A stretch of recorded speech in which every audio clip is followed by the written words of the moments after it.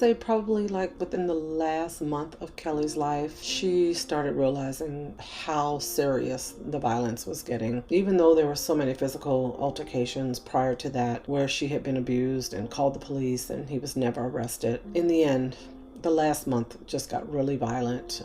His behavior was completely out of control. I think she was really starting to try to move on with her life without him. And he was realizing that she was pretty much done with him. About 10 days prior to the murders, he had actually kidnapped Brixx and beat Kelly up, and the baby was retrieved by the police officers that went on scene to his home. But this was, a crazy night because he actually had threatened to kill himself and the baby that night. He was not arrested that night, even though they apprehended him. He was literally escorted to a hospital for a psychiatric evaluation where he was not evaluated. It was supposed to be a 72-hour hold. He was actually released from the hospital within 6 hours because he refused to sign the paperwork that made him responsible for the payment. Literally let go to just walk the streets again and do what he did, 10 days later, and that was kill my daughter and my grandson. Welcome, Renata. Thank you for joining me, and thank you for speaking out for your daughter and your grandson. I have a couple of unanswered questions for you as far as the video that I created about your daughter's story. And then I have some questions as far as your family and your mission goes.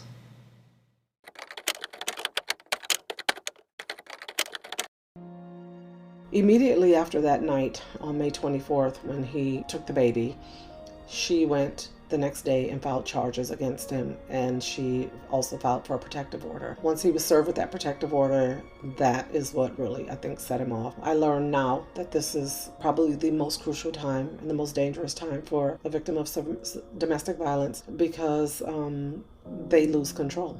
And that is exactly what happened. He lost control and he lost his mind. Once he was served with that protective order, a day and a half later, he was at my daughter's house murdering them. She had basically put in every precaution that she could think of. She had an alarm system on her house. She had a 6-foot wrought iron gate that was locked that led to her yard. He hopped the gate to get access. She had the protective order in place. She had filed the charges. She had blocked him on Facebook. She had blocked him on her phone. I don't know.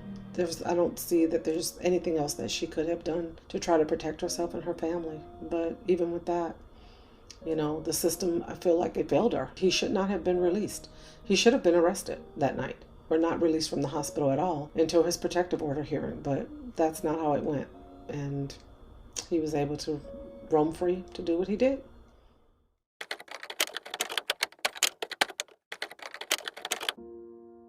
The way that I knew that Byron was at the house is that I was awakened by a phone call from my grandson. I was sleeping, so I didn't catch the call. And then I immediately tried to call him back. I knew immediately something was wrong. Kept trying to call him back. He wasn't answering. And then finally I, called several other numbers that my daughter had. And I had called her phone. And Byron answered.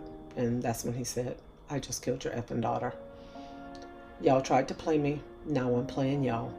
And I was very calm, and I said, "Byron, where are my babies?" And he said, "They're about to be dead, and so am I."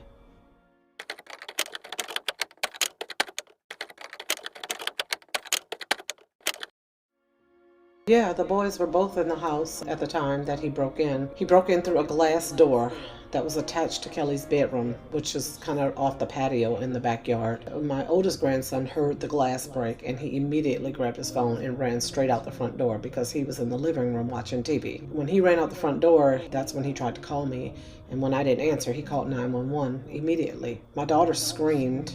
We learned later that she screamed, and that's when the 10-year-old woke up and he went to her bedroom door, and that's where he saw Byron on top of her with the gun, and Byron shot her, and he saw him shoot her.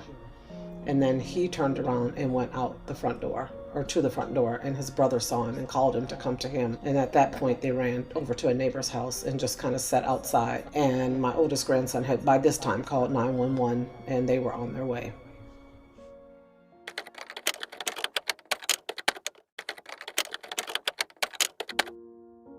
So yes, looking at the IPH list that you gave to me, I would definitely say there were some serious red flags. I mean, so many things now that I look back where, he would break her things when he would get angry. He broke a computer once. He broke a really expensive camera. He would try to befriend her friends on Facebook. And then when he would get angry with her, he would write to them and say horrible things about my daughter.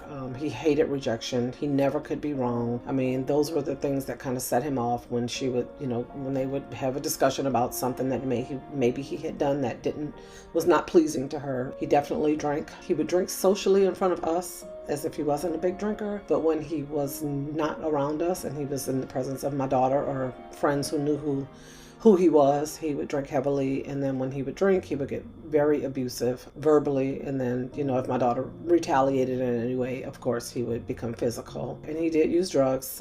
He used drugs before he met my daughter. He used drugs after, during the relationship. He tried to get her on drugs. And I'm sure, there were times where she may have indulged, but it was a bad influence all the way around, where he was just trying to control her in those ways. There were times when he was really violent, and to the children, mostly her younger son, not the older one, but that only happened a few times. But even though, and of course she would defend her child, and he would become even more angry. He did have a history of domestic violence. He did some jail time due to some charges that he was convicted of with his ex-wife. And we learned that later, during the week when she filed the protective order. We had, started getting more information from the attorney that she was dealing with. So yeah, there was quite a few things that were definitely IPHs that we should have been, if we had known, but we didn't. So.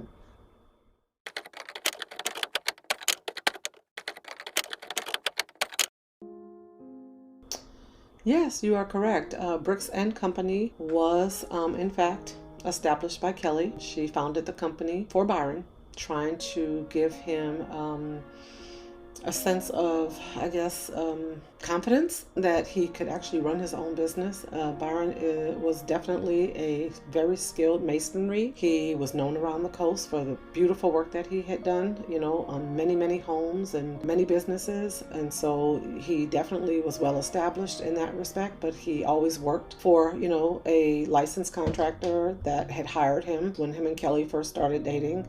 She encouraged him that they should start their own business. And then, initially they had named it something else, and I can't remember what the name was. I think it was called Best Masonry. But then after she got pregnant, and she decided that she wanted to name the baby Brixx after the bricklayer.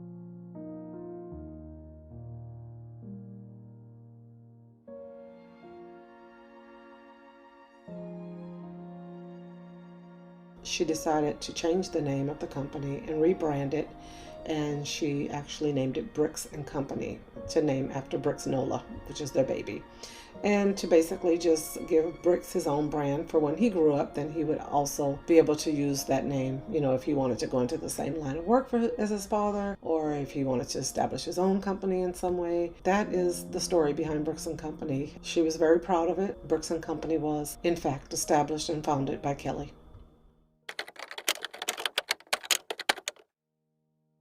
Yes, my son-in-law, David Orozco, has founded Kelli and Brixx Foundation on behalf of the boys, Aliano and David. The organization is going to support survivors of domestic violence as well as victims, but more so it is going to be a place where survivors can go and get resources on, how to move forward and transition into a new way of living that does not include any type of violence. It is also a platform where they want to bring in youth, where they can, counsel youth that have had the same or similar experiences as Aliano and Giovanni, where they've either lost a parent or a sibling to an act of domestic violence. And so that being said, the foundation is really going to be amazing.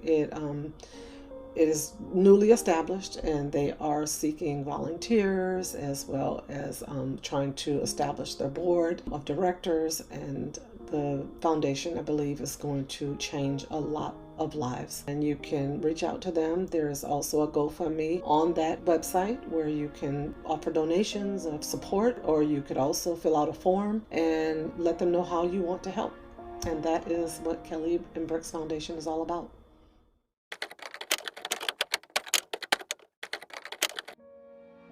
So yes, Kelli and I were extremely close. We did a lot together. A lot.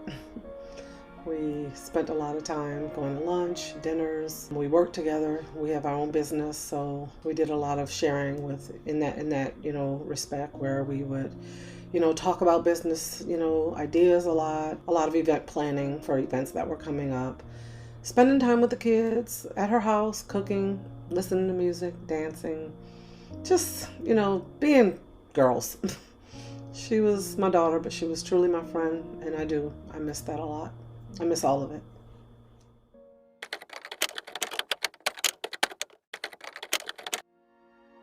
They are actually doing really good. They're in Utah with their dad. They've moved to live with him. They have a wonderful relationship with their father. They always have, and I feel very confident that they're in a good place. I'm not concerned one bit about how they're living. They're living good. They're happy. They're doing guy things with their dad, having lots of fun. They're back in school and going to counseling. I talk to them all the time, and they just seem to be doing really well and holding up really well considering what they've been through. As far as what to pray for them, honestly, just pray for their mental health and stability, and that they can continue on in their lives and be successful young men, and that they really just focus on the good memories of their mother and the things that they loved doing with her. And that's exactly what they seem to be doing right now. So I think they're going to be okay. I really do.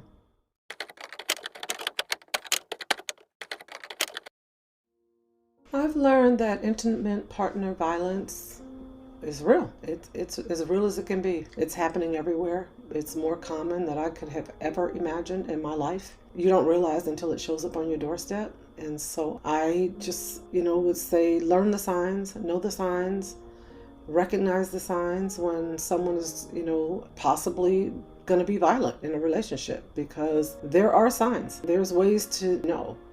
And that is what my advice would be, is just to really get educated and understand when you are getting into a relationship that there's so many things that you want to look for, to just be sure that you are safe and with the right person.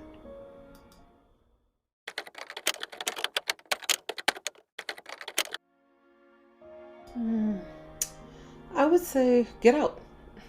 Just get out. If you find a way, because it's not going to get any better. This person has a mental illness that causes them to be violent, and they can't control it. That's not going to change. You can't change them. You can't fix them. There are resources out there where you can literally get the help that you need. You just have to, like I said, know how and where to find it, and start educating yourself, because there are ways to get out. And you need to seek it if you're in this type of situation. If you don't, it's just going to get worse, and it could end up very violent, or it could end up in homicide, like my daughter. So that's my advice. Get out. Do what you can. Make a plan and get out.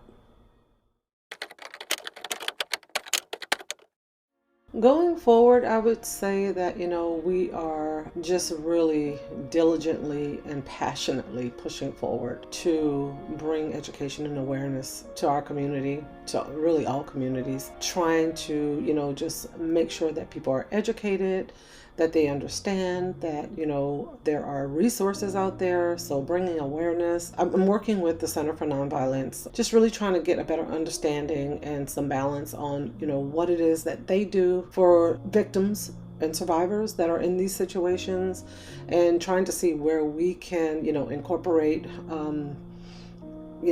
our resources or our help or what have you. And so that's been quite an experience, just learning so much about how common this is, and what can be done, and what is already out there, and what could possibly be brought to the table to try to help those that are in need in these situations. I have started a Facebook page. It's called Kelli Space, and it's really just a place for, posting stories and videos about, survivors, those who are or have been victims. Also to share information about resources, and not just in Mississippi, everywhere across the globe. If, as that information comes across to me, these are some of the things that I'm going to be sharing. I have also been sharing Kelly's story and getting quite a bit of feedback on that on a lot of domestic violence groups. Women out there are saying that I'm opening up their eyes to, what could be for them if they don't leave, and I feel like I'm being a voice for my daughter in that way. And so I'm really excited about spreading the word and being my daughter's voice in that respect. We're just really trying to educate in as it relates to domestic violence.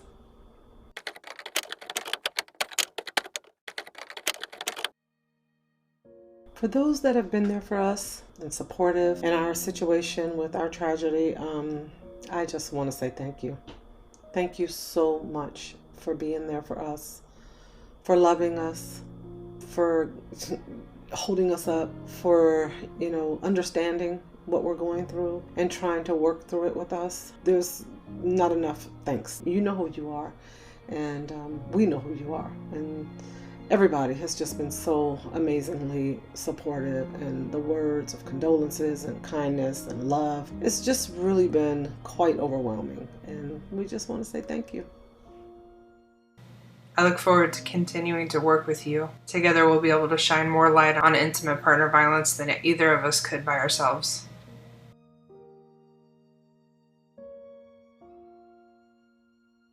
Thank you for your time today. My deepest condolences to you and your family.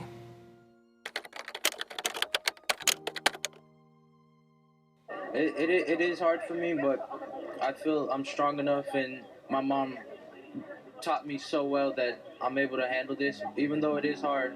But I'm more cherishing her memory than the grieving right now.